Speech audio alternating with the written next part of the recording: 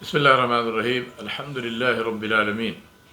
Wassalatu wassalamu ala ashrafil anbiya wal mursaleen Muhammadur Rasulullah sallallahu alayhi wa ala alihi wa sahbihi wa sallam tasliman kathiran kathira.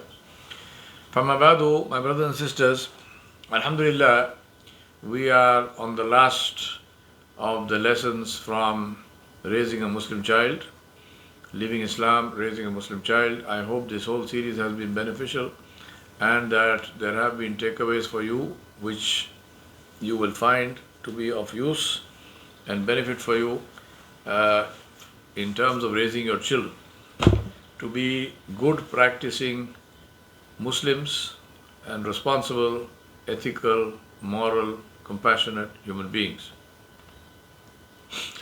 We talked about two things in the last session, which was the influence of the information exchange thanks to the internet and the influence of technology itself. Now, the influence of technology is not only in terms of the gimmicks and gadgets and social media, but it is even more in the context of our beliefs about technology. For example, one of the most common beliefs that we have about technology is that technology solves problems. That is a completely fundamentally flawed belief because technology is value neutral. Technology does not solve problems. It is the user of the technology and the way the user uses technology which solves problems. Right? It's like saying a scalpel or a knife cures disease. It doesn't. It depends on how it is used and by whom it is used. If it is used by a surgeon to perform surgery, life-saving surgery, it saves lives. If it is used by somebody to cut somebody's throat, it takes life. So technology is value neutral. Technology is neither good nor bad. But we live with this belief. We live with this belief that technology is somehow good always and that technology solves problems. So more technology is better, less technology is worse. We talk about high tech and low tech as values. We don't talk about high tech and low tech as some things which are related to technology itself. We use high tech and low tech as values. Oh, so and so is a low tech person means they are stupid. That is the thing behind it, the understanding behind it. And I want to flag these and say that these are all false things. Today we'll talk about something else, which is cultural influence. Now, as I mentioned, the influence of other cultures is so invasive and powerful, and I gave you an example of how people respond. If you say to somebody, "How are you?" and the usual response is, "I'm good." As I said, this is not even grammatically correct. Forget about anything else. So, but this is one of the influences of cultures, which are very invasive and very powerful. Merely guarding against it by prohibiting TV, for example, or putting stuff on what the children can browse on the internet and not, parental controls and stuff. This is frankly, I mean, in my opinion, it is futile. It's a waste of time. Children are exposed to other cultures throughout their lives. They have friends. They go to school. They meet other people and whatnot, and so they are exposed to cultures throughout their day. What needs to be done is to demonstrate to them the value of our culture in such a way so as to enable them to take pride in it, to be confident about it, while respecting other cultures. So this is very important. What I'm saying here is that instead of banning, we need to give them criteria by which they will decide what is good and what is not good, and they will then therefore respond to it appropriately in a way that pleases Allah subhanahu wa ta'ala. I'm saying in terms of respecting other cultures, this is very important because when we are talking about about meeting people, we're talking about building relationships, we're talking about these things. It is essential for us to be able to build an environment where we respect each other. That is the way where our message can be most appropriately conveyed to others. If we disrespect people, then it's something that is, that's counterproductive. Um, when I say our, I'm generalizing, but this is a very common Muslim attitude of running down everything.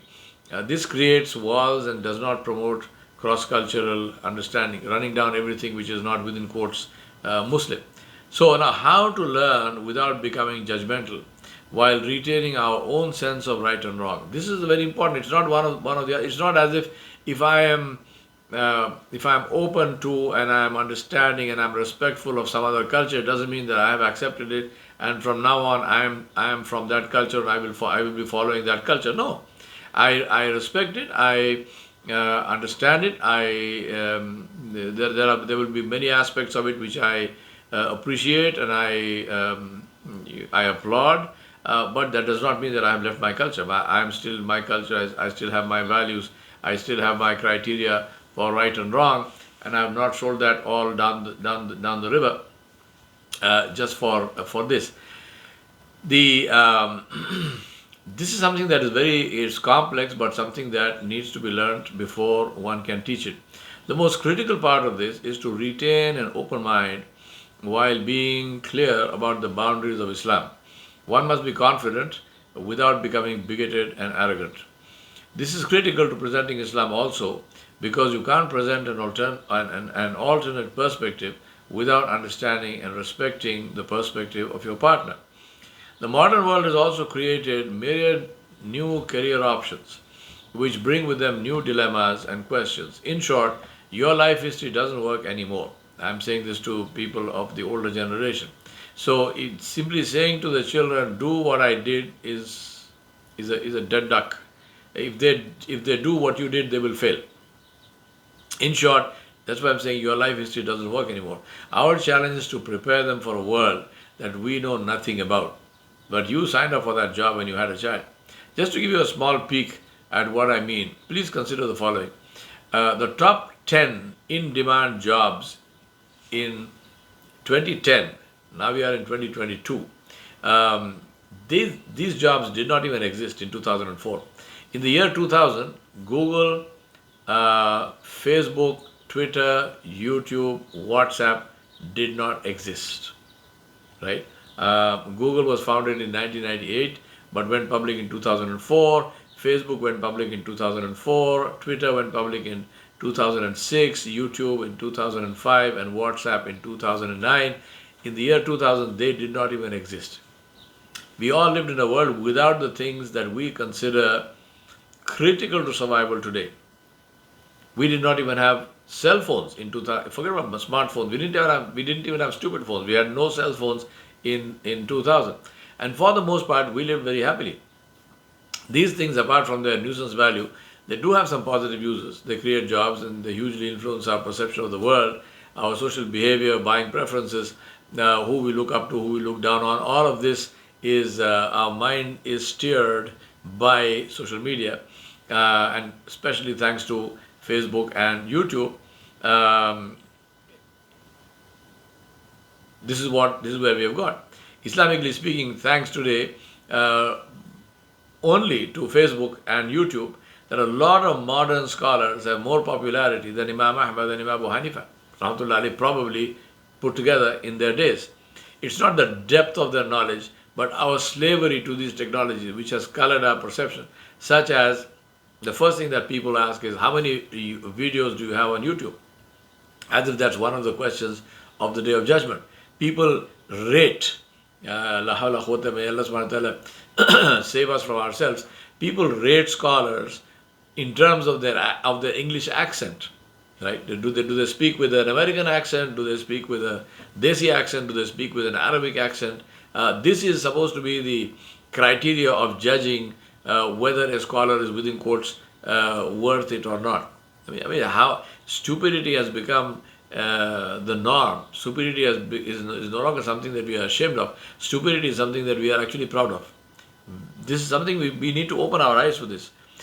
These technologies and gadgets that they come in, they take up huge amounts of our time and they create anxiety. They create stress and anguish over pointless things. They rule our hearts and minds if we allow them to. And they make some very smart people insane amounts of money at our expense. How are we going to explain the dangers of all this to our children when we are ourselves the victims of these technologies? The solution is not in discarding them. I'm not suggesting that you take your cell phone and dump it in the garbage. That would be like pretending that it was not raining when it actually was. You would only get wet. Also, as I mentioned, there are positive aspects to these things which we can and must use. The key is to be able to differentiate and use and not become the used and manipulated. We should be the users, not the used. We should not be people who are manipulated. This is unfortunately the fact, and this is the state with the vast majority of people who use social media, especially, and who have smartphones.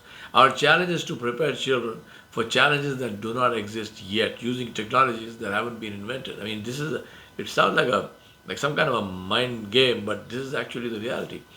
The reality is that today's solution is often tomorrow's problem. If you need a reminder, think of plastics. There are many people in the world, my generation, who remember a plastic-free world and the delight with which we welcomed plastics when they came into our lives. As they say, the rest is history. I remember, the first time I saw a plastic bag, I thought this is, descended from heaven. The first time I saw a plastic bottle, a bottle that didn't break if it fell on the ground. The first time I saw a plastic chair, which could be folded and stacked, and it was easy to lift.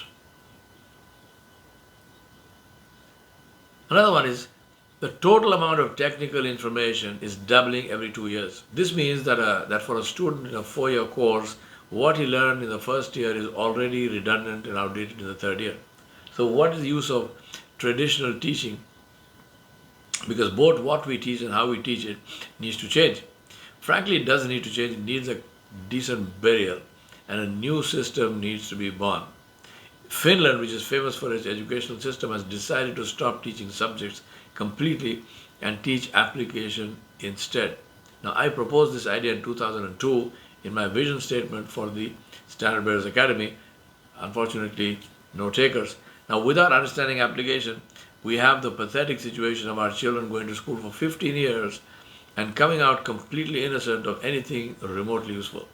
Their minds are filled with disconnected pieces of information that's perhaps individually useful, but because they never learned the relationships or how to use that information in real life, they lose all interest in the subject itself.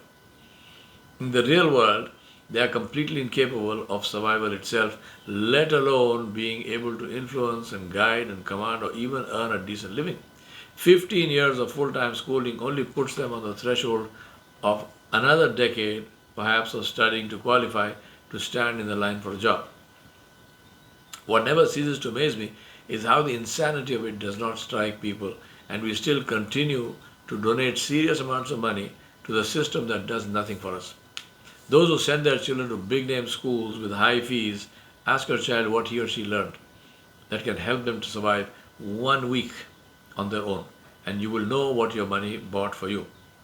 Ask if your money bought you good manners and compassion, the ability to have an intelligent conversation, to write a decent letter, or to cook a decent meal, let alone taqwa and ta'alluq ma'Allah and respect for the sunnah and confidence in Islam or in their own culture.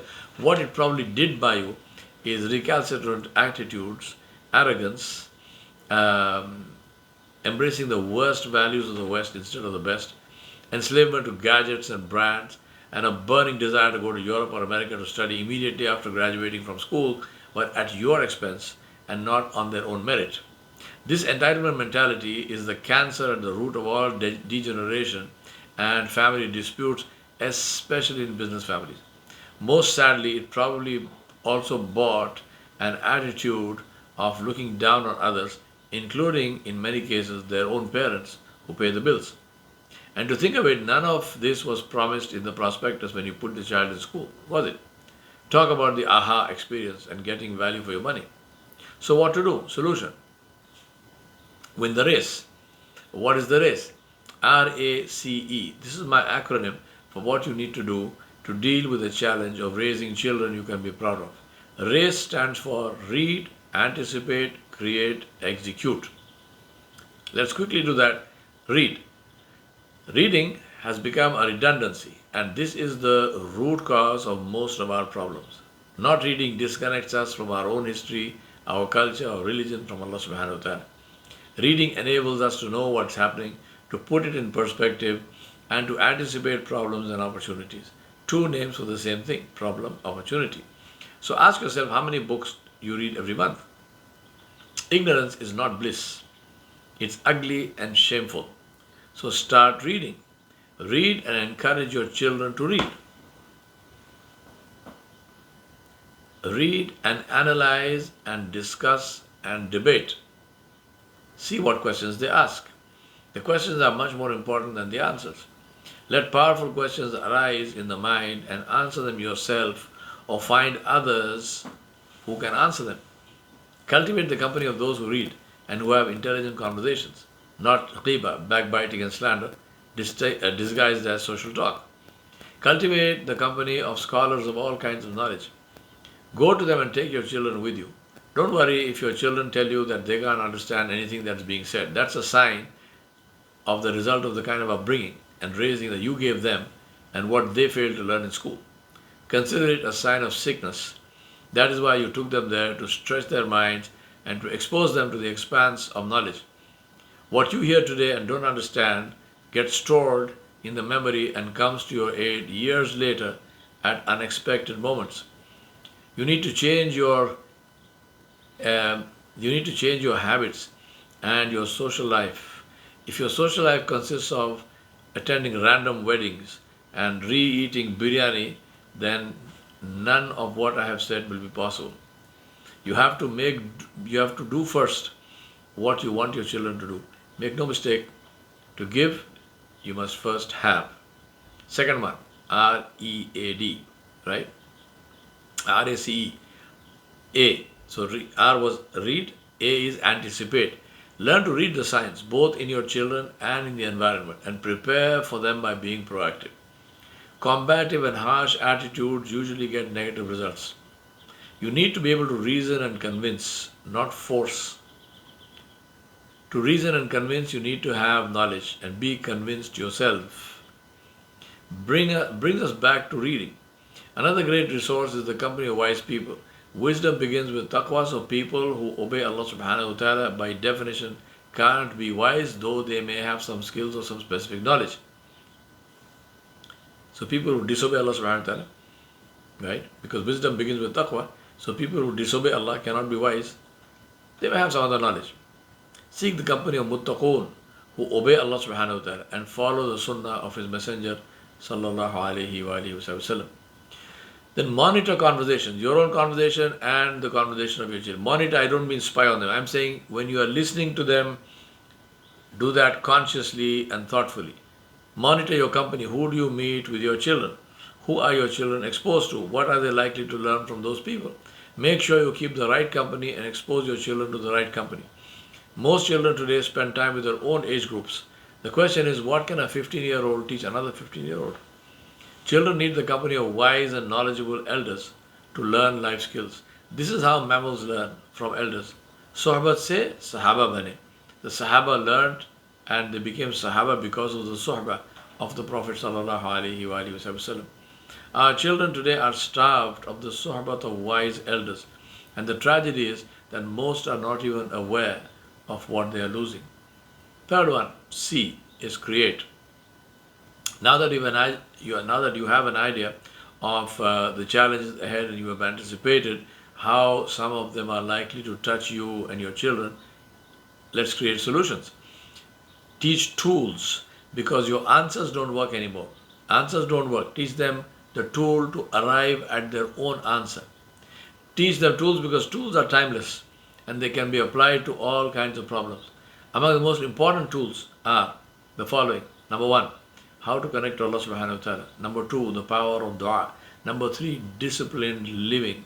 Number four, the drive for excellence. Number five, managing money. Earning, not spending. Number six, taking ownership, no excuses. Number seven, structured thinking. Number eight, focused reading. And number nine, social graces and marriage and manners. And number 10, humility and no arrogance. And these are tools. And if your children learn the tools, then inshallah, we have great hope that they will be able to deal with the problems in their lives, problems that we have no idea about. Finally, execute, implement, because only results can be backed, as the saying goes. You must create a schedule to impart these skills and knowledge to your children. Parenting is a contact sport, cannot be outsourced, no matter how competent the caretaker. And remember that children listen with their eyes. They don't care what you say until they see what you do. If you don't wake up for Fajr, it's no good telling your child to pray Tahajjud. If you don't read, the child will not read. And if he reads because his teacher inspires him to do so, soon he will know more than you, and that is shameful. Remember that you signed up to raise your children the day you decided to have them. Whatever you've done until now, it's time to take stock and ask yourself what you need to change. It's eye-opening if you ask your children what they learned from you. I began this book by pointing out the percentage of children who considered their parents role models. Ask if your children think of you as a role model. If not, the time to change is now. The series of lectures I began by asking this question, saying how many people have a parent as a role model? As I mentioned then, in my whole experience of talking about raising children in so many countries in the world, not more than 5% have their parents as a role model. I remind you and myself, it's simply not enough to feed, clothe, and gadgetize your children and then leave them to their own devices, except to refill their bellies or their accounts. You have to get serious with their raising and upbringing. For the children, an even more critical message. Remember that one of the seven who Allah subhanahu wa ta'ala promised the shade of His arsh, of His throne, on the day when there will be no shade except His shade, is the youth, not the old man, the youth who grew up in obedience to Allah subhanahu wa ta'ala. So this is a very critical time in your life. This is the power of the multiplier. During this stage, every action of yours has a far higher reward than the reward of older people doing the same thing. Everything you do that is obedience of Allah subhanahu wa ta'ala and the sunnah of Rasulullah sallallahu alaihi wasallam, and every temptation you reject because it is against the order of Allah or the sunnah of His Messenger Muhammad sallallahu alaihi wasallam, will take you closer to Allah subhanahu wa ta'ala and make your dua more accepted and become a witness for you on the day when you meet Allah subhanahu wa ta'ala, the day of judgment. This period of grace will end when you grow older. So focus on making the best of this time and don't lose this period of grace to please some loser who is your friend. The effect of friends, both positive and negatives, cannot be overemphasized. It is huge. I constantly hear the lament after a final exam, I only got so many marks. My question is why? Did they run out of stock? They had no more marks to give you? The answer is friends. My friends who I gave more time to than my studies. I say to you, wake up. Convert your friend to your way of being, or delete him or her from your list. You cannot afford losers as friends, no matter how cool they look. So get serious. We only live once, so let us live right. My brothers and sisters, it is extremely important for us to keep this in mind and not to get fooled by whatever happens in the world. The world looks like it's, people act like there is no tomorrow, and we do things. Allah subhanahu wa ta'ala in the Quran mentioned the issue of friends. In Surah Al-Furqan and others, Allah subhanahu wa ta'ala mentioned this.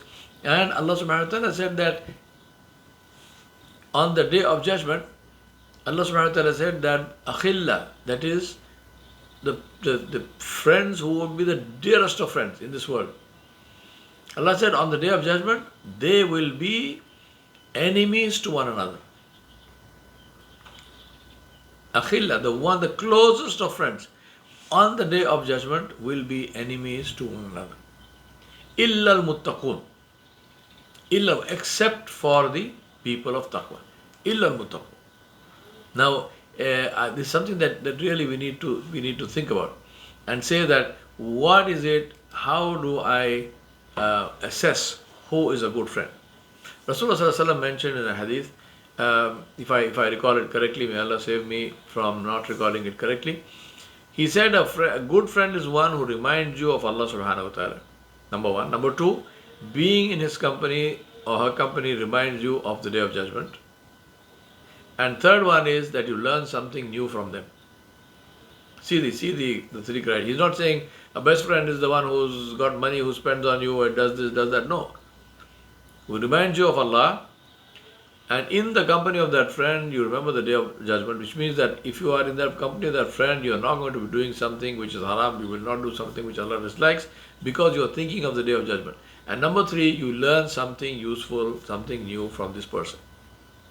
So I strongly recommend that you look at your friends, who are your friends, who are your closest friends, and assess them on this list, right? Assess them on this list to say, do they fit? Because if they don't fit, see the ayat of Surah Al-Furqan, Allah subhanahu wa ta'ala said on the Day of Judgment, people will bite their hands with regret. Just, like that, right? Why?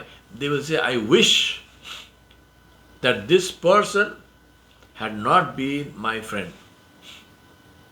Ya laytani lam attakhidh fulanan khalila. They will say, oh my God, I wish this person had not been my friend. Why? Because this person led me astray. This is the person who I followed, and I ended up now in the hot place, right? I am here because I had this kind of a friend. Think about this. Think very, very seriously about this and say, I'm not saying even though I'm saying to you that you must have muttaqun, you must have people who understand Allah subhanahu wa ta'ala, who are conscious of Allah subhanahu wa ta'ala as your friends. I'm not saying to you that you must never have a non-Muslim as a friend. No. Good people with good values, compassionate people, kind people, fair people, just people, intelligent people from whom you can learn something, alhamdulillah, no problem. But always remember the criteria and deciding factor is the rida of Allah subhanahu wa ta'ala, that Allah subhanahu wa ta'ala should be pleased. And for that you need taqwa in yourself, first and foremost, before anything else, and in the friend that you are talking about. So extremely important for us to keep this in mind and say, what is the kind of friend I have? Friends are very, very important, because friends will take us here or there. As somebody said, you are the product of 5 people. The 5 people who are closest to you, who are with you, you are the product of those 5 people. Rasulullah Sallallahu Alaihi Wasallam said, on the Day of Judgment, you will be resurrected with those you love. So look at those you love in this world today and see. Of course, we don't decide anybody's future, but look at their lives, look at their behavior, look at what they do, and so on, and ask yourself, does this person look like they are going to Jannah? As I told you, we're not condemning anybody. But if I'm looking at a person who is disobeying Allah subhanahu wa ta'ala, who is not following the sunnah of Rasulullah sallallahu alaihi wasallam, who does not pray, for example, who does not fast, for example, a person who is drinking alcohol, for example, who is onto drugs, for example, who is doing haram, for example, who is his earnings are haram. This person is earning with interest-based banking things.